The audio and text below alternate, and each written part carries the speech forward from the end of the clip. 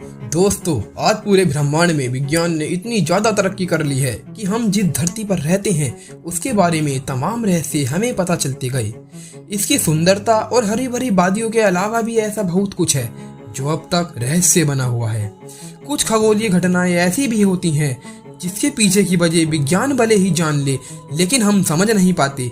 एक ऐसे ही सवाल पर आज हम बात करेंगे कि आपने कभी ना कभी सोचा ही होगा कि आखिर घूमती हुई धरती कैसे एक ही पथ पर चलती रहती है लेकिन कभी गिरती क्यों नहीं।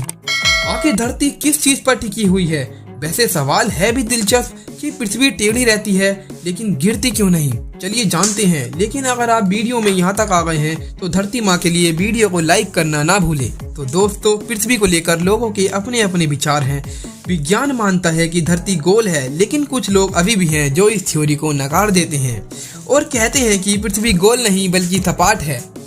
वैसे तो पौराणिक कथाओं में लोग मानते हैं कि धरती शेषनाग के फन पर टिकी हुई है, लेकिन विज्ञान के रिसर्च के मुताबिक दो पिंडों के बीच एक आकर्षक बल काम करता है जिसे गुरुत्वाकर्षण बल कहते हैं।